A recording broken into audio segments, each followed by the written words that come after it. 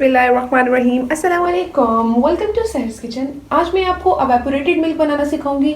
इसे आप बेकिंग में बहुत ज़्यादा चीज़ों में इस्तेमाल कर सकते हैं और इसके अलावा आप इसको केक को जो हम शुगर सिरप से सोक करते हैं आप इससे भी कर सकते हैं, फ़लूदा में बना सकते हैं। तो इंशाल्लाह ये मैं भी आपको घर में बनाना सिखा रही हूँ ताकि आपके लिए बहुत आसानी हो। तो इसके लिए हमें सिर्फ एक चीज़ की ज़रूरत है, मिल्क। उसी से हम बनाएंगे, नो शुगर।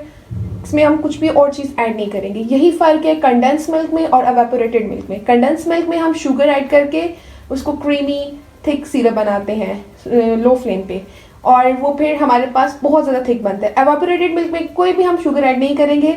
मिल्क रिड्यूस ज़रूर होता है, दूध को हम कम करते हैं, लेकिन इसमें हम शुगर नहीं ऐड करते। नेचुरल स्वीट होता है ये। याद रहे, ये फुल फैट मिल्क होना चाहिए आपका, और इससे ही ज़बरदस्त बनेगा। कोई वगैरह इसमें पानी वगैरह आपने ऐड नहीं करना। तो आइए अब रेसिपी को बनाना स्टार्ट करते हैं। पैन में हम दूध ऐड कर देंगे, पहले बॉयल आने दें।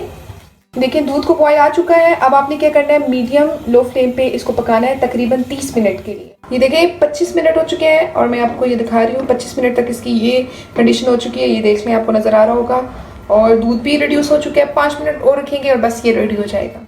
जी पूरे 30 मिनट हो चुके हैं। हमारा जो एवेपोरेटेड मिल्क है वो रेडी है, और इसको मैं थोड़ा ठंडा करती हूँ। उसके बाद इसको हम जग में डालेंगे।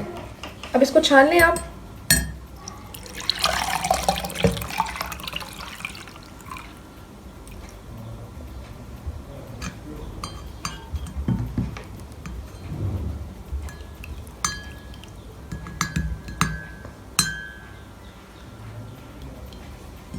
तो ये देखिए हमारा एवेपोरेटेड मिल्क रेडी है।